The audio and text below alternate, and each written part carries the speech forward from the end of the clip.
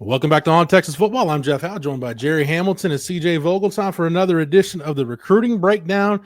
And Gerry, anytime we have the Recruiting Breakdown here at On Texas Football, it's brought to you by Mark Saunders. One of our great sponsors here at On Texas Football. Been with us for since we began this process. When it comes to protecting all your stuff, wouldn't it be great to have one place that protects it all? Well, that's Texas alum and Texas All-State agent Mark Saunders. He serves the Austin and Round Rock area in the entire state of Texas. That means he's the only insurance agent you'll need. Everything from your home and boat to your motorcycle, RV, and even an ATV if you got one of those. Call Texas All-State agent Mark Saunders' office today, 512-218-8571. What are we looking for in football teams and everything? Experience, right? Experience matters. Mark Saunders has 35 years of experience, and he's a Texas alum. Again, give him a call today. You'll be in great hands, 512-218-8571. All right, well, let's go ahead and go to the 2027 class. And, Gerry, you're going to start us off because the most important position on the field, Sark and A.J. Milwee have done a really good job at evaluating quarterbacks, getting their guy early, and just based on offers so far, Kavian Bryant's their guy in state. Yeah, he's definitely the guy in state, no question about it, headed into the season. He's the guy that has an offer out of Palestine, Westwood. Dad was a Division I basketball player, as the head coach there at Westwood High. Kavian Bryant's a true two-sport star. He has Power 4 basketball offers. But as of June, when I spoke with him and his family at Texas camp before he was offered, the thought was he's trending towards football and not even trying to play both in college. He wants to be a quarterback. He wants to be a quarterback at a big-time level. And this is Texas guy in state, 6'2", about 185. Really, he's raw in terms of a quarterback, but he has so many things you can't teach, like the escapability, the mobility. He has the arm talent. He threw for A.J. Milwee at the camp and Sark, and that's where he was offered. But it's just that escapability. It's just there's a lot of things, and he doesn't play against great competition on this tape, to be fair. But his athleticism, just the way he moves as a fluid athlete on the football court, basketball court, there's a lot of things he does that translates here to playing against high-level athletes.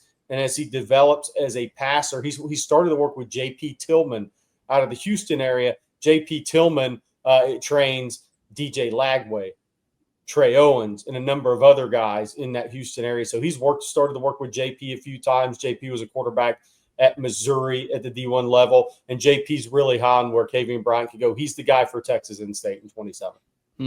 CJ, every quarterback needs a good receiver, and the best one in the state of Texas might be in Texas' backyard. That's Trey Moore over at Weiss.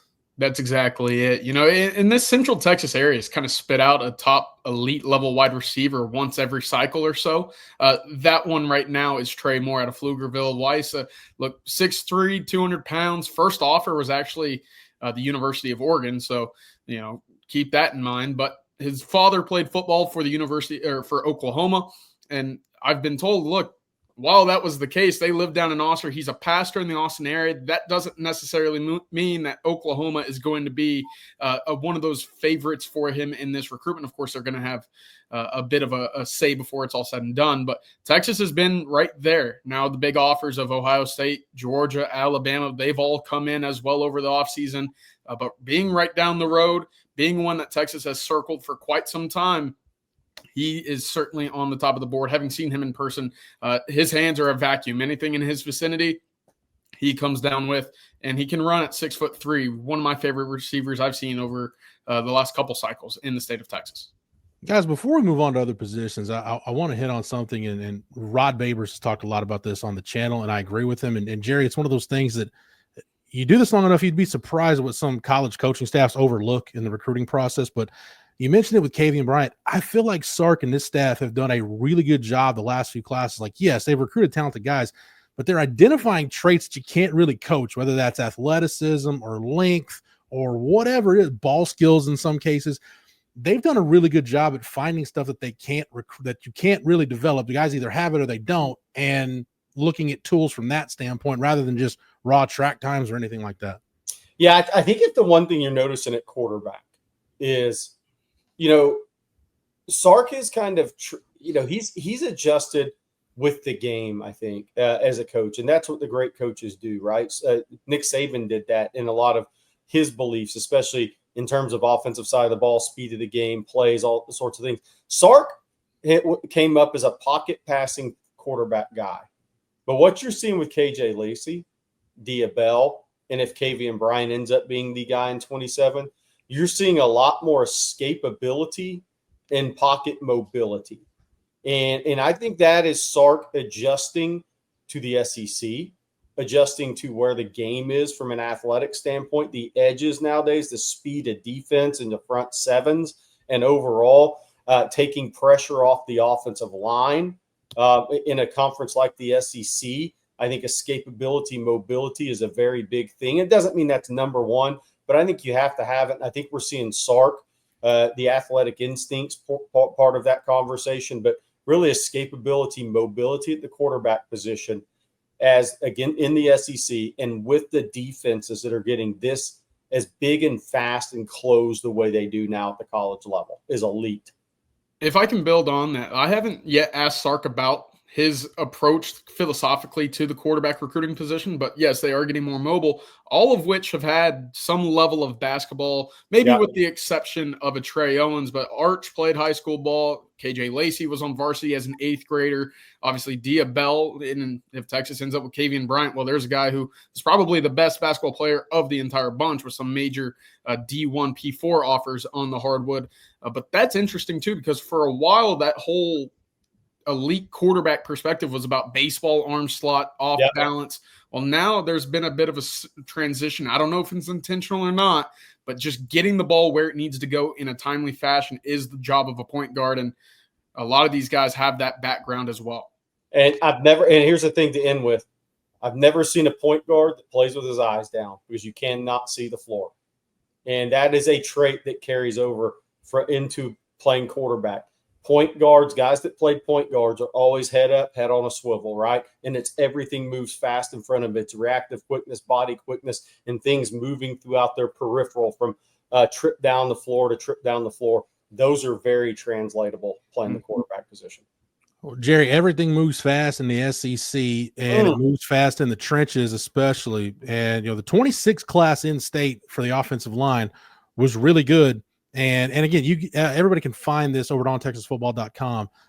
Gerry's Tuesday morning article runs down a lot of these guys and gets a little more granular. But, Gerry, this is another cycle in state where Kyle Flood could come away with a really, really good class that could change the future of this position group. Yeah, this is going to be a tremendous year in state on the offensive line. And if you look at just the rankings, you can get fooled a little bit on this class headed into the season.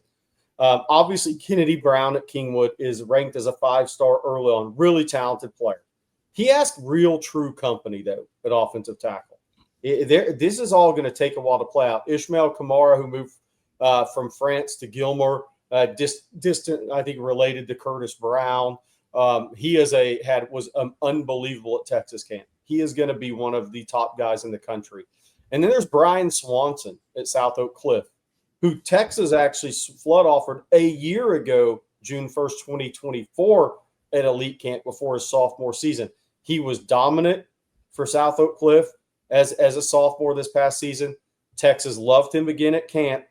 Those 3 guys at offensive tackle right now, how it shakes out from industry ranking stuff, I'm not really concerned about. I'm just telling you, those 3 guys, there is very little, if any, separation headed into the season. Then on the interior, Peyton Miller at Anna. As a center that could also play guard, blew Texas away at June 1st camp. He is the top interior guy in state. Now, we're only talking about in state as far as 2027s, to be clear. There's some guys out of state that Texas really likes to, but in state, there's a second tier of offensive linemen in the state right now heading into the season that are all really good. But right now, the 4 names to know are Ishmael Kamara, Kennedy Brown, and Brian Swanson at tackle, and Peyton Miller at center guard. As we go over to defense, we'll actually start in the secondary. And CJ, we got 3 guys we'll talk about today that are really, really special prospects, including I've already got my man crush of 2027 defensive players. It's John Meredith at Euless Trinity. But CJ, surprise, surprise, another really good year in state in the defensive backfield. Yeah, it's a very strong year for the in-state defensive backs. John Meredith might have as as solid of tape of anybody you find. He's a top 5 player in the country already for the 2027 class. Cornerback at Euless Trinity, you mentioned it, 6'2", 185 pounds at the moment, is just tremendous at playing the football. You see it on his tape. He camped at Texas in June as well. I briefly got to talk to him. He says he's really liking the relationships with Mark Orfe and Dwayne Aquina. Of course, Texas pitching to him saying, you're going to be the number 1 guy on the board for the Longhorns at corner this year. Texas A&M also right there. It feels like this will be a Lone Star showdown recruitment battle for the 5-star cornerback. But you see the drive, you see the play on the ball. It's pretty evident why he is one of those top guys in the country. And then look, 2 guys that I've been able to see plenty. And the first is Jaquan Snell up at Waxahachie, and staying down here in Central Texas, right outside of San Antonio, Sabolo Steele. Look, Eli Johnson, I'm big fan of his. Both are about 6'3", 210 pounds or so, at least have that ability to put on about 10 to 15 more pounds at the next level. Playing box safety, field safety, they can play either one. I've been big fans. And also worth mentioning, Eli Johnson, his twin brother, Trey Johnson, camped with the Longhorns in the summer as well. He's about a 6'2" cornerback who I got to see in the spring. Didn't really have a lot of college interest at the time, but I bet that changes immediately going into this upcoming fall. Jerry, we go to the defensive. By the way, I want to say on John Meredith, what makes him so good is his physics. It's one thing to be tall, long, and good in coverage and be able to make plays on the ball, drive to make plays on the ball, but he is super physical in the run game for a kid that's going to be a junior corner. No doubt. He'll pop you at the line of scrimmage for sure, and a kid that's not afraid to stick his face in there and hit somebody. Jerry, we go to the defensive line, and in-state defensive line, it's been intriguing the last few years, and this is a position where with Kenny Baker and Sark and PK, they're not afraid to go into the Southeast, into that SEC footprint, and compete for guys. I think a lot of that's going to depend on what the in-state crop looks like in terms of if they go there in 2027, the way they had the last couple of classes. So, Jerry, what does the in-state crop look like in 27? Better than a couple of recent classes and more depth. So there's 3 guys we're going to hit on today. Obviously, the most highly ranked guy is Jalen Brewster. And look, it's just nothing to do with his talent, but he's the guy who I think's ranking is really inflated right now going into the season. I've seen him multiple times, saw him as a freshman, saw him last year. And the reason I say that is he was a 275-pound running back / stand-up defensive end who played very few snaps as a freshman on the freshman team. Then last year, played some running back, played some stand-up edge again. But he has never played with his hand in the ground on a Friday night. So this is a really big year for him. He's 6'3", 300 pounds. Dad played offensive tackle for the Cowboys for a couple of years. He's a really talented prospect. But from a ranking standpoint, I think when people see, oh my gosh, this guy's ranked top 10 in America, they think this guy's a great defensive tackle. He's never played it before. So this is a big year for him on the field, for all the offers and all the early kind of notoriety and rankings to kind of carry over. And I'm not saying he will or won't have a great year. All I'm saying is he hasn't done it before. And that's a big step for a defensive lineman then to put your hand on the ground and go dominate high school football on Friday nights when you're double teamed. So this is going to be a big growing year for him as a prospect, but he's very talented. His upside's there. Amari Vickerson, whose father was a really good player at Michigan State in the NFL, he's a guy that's been on Texas campus a few times. He's at Cypress Ranch, and I think it's a Friday night player. He's the best Friday night player of these 3 I'm going to talk about. He had, I think, 32 tackles, 7, 8 tackles for loss, a few sacks as a sophomore. 6'3.5", 6'4", about 285, 290. A guy that I think likes Texas a lot early on, despite the ties to Michigan State within his family, and a guy that I think Texas likes a lot. And then there's Kadrian Redmond, who was at Lake Dallas as a sophomore, is now at DeSoto. Frame-wise, he may have the best frame of all these guys. I mean, he's 6'4". He may look like Travis Shaw one day physically. I mean, he's got that type of build where you're 6'4", 6'4" and change, 290, broad shoulders, long arms. And again, moved to DeSoto this year. So his competition level's going way up. But physically, he's going to be a problem for people. I think all 3 of those D linemen right now, if they all called Kenny Baker and Sark and said, I want to commit to Texas, I'm not sure Texas would turn down any of those 3. I've not been able to say that about 3 defensive linemen this early in the state in a couple of classes. There's always been 1 or 2, But 3 guys this early, that tells you. And there's some other guys depth-wise that aren't even going to be mentioned. CJ's going to talk about an edge and mention another kid from Langham Creek I probably should have had on my list. Gerry, before we get to the edges, let everybody know one more time about Texas alum Mark Saunders. Yeah, Mark Saunders, Texas alum, Texas All-State agent Mark Saunders. He serves the Austin and Round Rock area and the entire state of Texas. He's your guy. He's the only insurance agent you'll need with more than 35 years of experience on Texas football. Guarantees you'll be in great hands with Texas alum Mark Saunders. Give him a call at his office today, 512-218-8571. If you have a home, a car, a boat, a motorcycle, RV, an ATV, Mark Saunders has you covered. Texas alum, Texas All-State agent Mark Saunders. Again, 512-218-8571. CJ, Texas may be going back to that Denton ISD well. That's been a good one for the Longhorns. And Zayn Row at Geyer is the edge on our list. Yeah, Zayn Row, really talented. I mean, he was a guy that committed very early to Oklahoma and kind of turned some headways because, look, he was 6'4", 245 pounds, playing as a freshman up there in Denton. That's not an easy thing to do. Commits to Oklahoma early, has since backed off of that pledge. Texas A&M, Oklahoma remain kind of the 3 biggest contenders in that one. But, look, he plays edge. He plays tight end. I know that he was down in the Austin area for the Elite 11 running routes as a tight end over the spring. So a big-time talent. Again, he's been on Texas's campus a few times. I did want to go back down to Langham Creek. Gerry, you mentioned another edge down there, Ezekiel Onyengbili, a 6'2.5", 6'3" edge rusher, really quick. Maybe the fastest first step of any edge rusher in the state of Texas for the 2027 cycle. He was on campus for the Fan Fest Day as well as the June 1st elite camp already this summer. He also brought down his younger brother and his mother for that Fan Fest Day. So a full family affair in Texas right now, at the top of the list early on for one of the state's top pass rushers.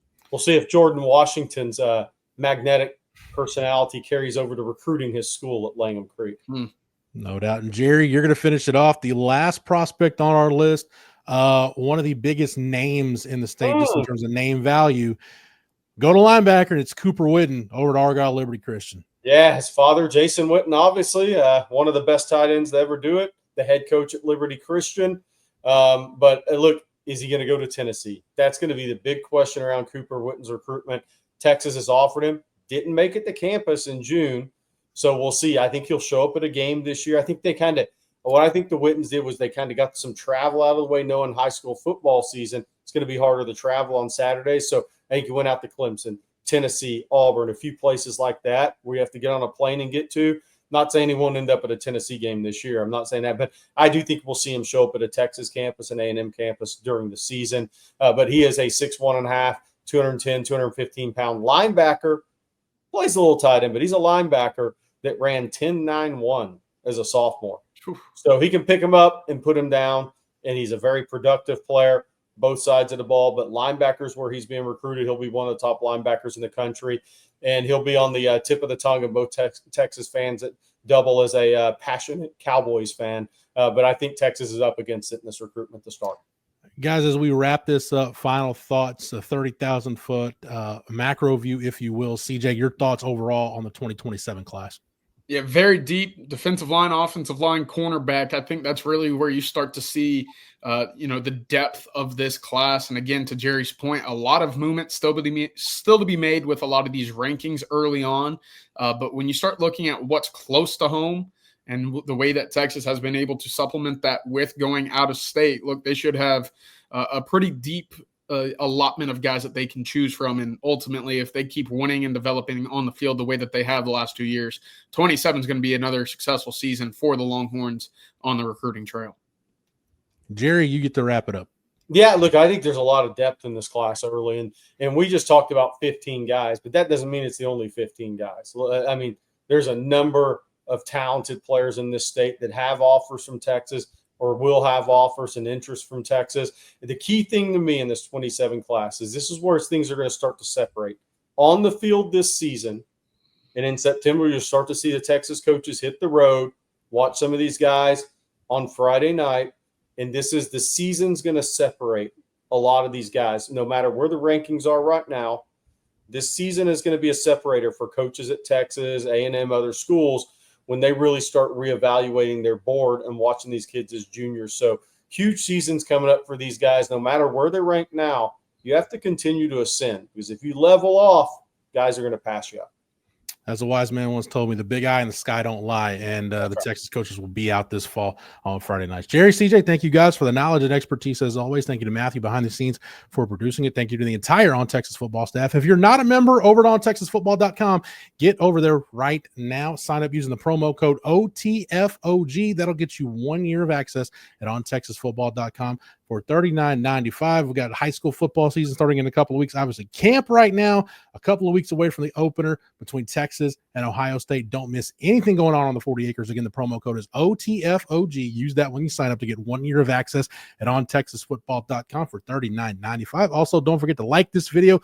Make sure you're subscribed to the On Texas Football YouTube channel. That way, whether it's here on the channel or over on the site, you're not missing anything happening on the 40 acres. For Gerry, for CJ, for Matthew, for the entire On Texas Football staff, I'm Jeff Howe. Thank you so much for watching and listening. And until next time, hook 'em.